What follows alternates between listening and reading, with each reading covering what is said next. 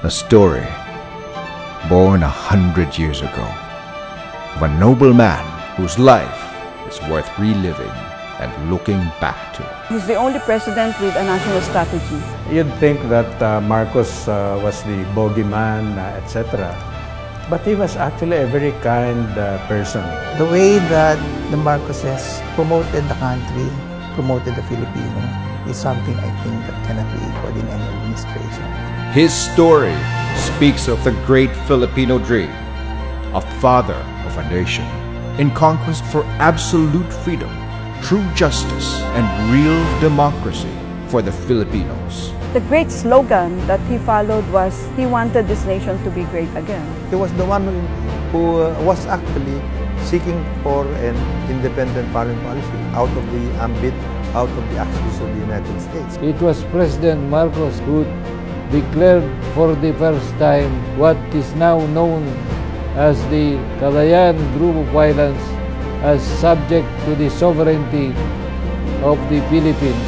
The President also wanted a negotiation with the United States about the termination of parity in 1974.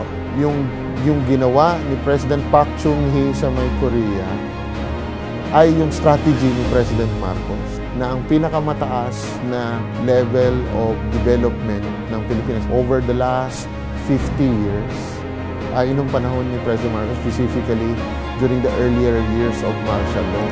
His story is a story of wisdom and goodwill, a story of a visionary leader with a strong political will who realized the Filipino potential and propelled the nation to progress. Mr. Marcos provided a lot more impetus in creating programs of government that meant building of infrastructure in a very essential way. All these things moved forward in his time very rapidly in the 4 years that he was in charge. Because that's the whole history of the energy policy. And that energy policy is being followed now. Agriculture, you should, I mean, look what Manny Piñol is doing. He's following Masagana 99, di ba? Kay Marcos yun eh. His story is a story of character. A war veteran who went to Bataan and picked up some soil and put it in a ziplock and sent it to you. Kinuha niya. Alam mo, nung pagkakuha niya, tumalikod sa akin, bumalik sa kwarto, tapos nakikita ko na lang yung kanyang shoulders. Umiiyak. Minsan, di ko nakita magalit. Pag medyo may problem, may crisis doon sa Makiki, tawagin niyo si Father, magsisimba na lang tayo. Pag may mga balita, minsan hindi ko nakita nagmura against the government. Basta tulungan na lang natin. Ganun. Isang malaking injustice kung mananatili sa isip ng marami na si Ferdinand hindi nagmahal sa bayan.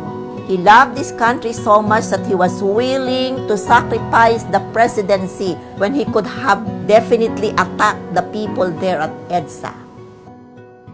A story of a strong man whose life was reduced by a chapter of our history.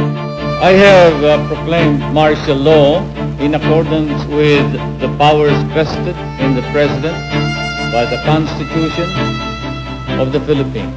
Deklarang martial law to solve yung communist insurgency tsaka yung Muslim secessionism. Yung kaguluhan na yon, hindi naman si President Ferdinand Marcos ang nagdala o ang dahilan ng mga kaguluhan na yun. It was a phase when it was hip, uso ang lumaban sa gobyerno. A story born 100 years ago about life, leadership, and legacy, waiting to be retold. Si Marcos talaga really made a mark in who we are in international politics. No? But if you compare what he did for our country during the time he was president, no one should ever be sorry that we had Marcos for a president. Kung ikumpara mo yung good points ni Marcos at saka yung good points ng ibang naging presidente natin mula sa kalingkingan yung iba. Since the Marcos administration, I don't know, have we really gotten off the ground? Only history can rightfully judge President Marcos. This is history.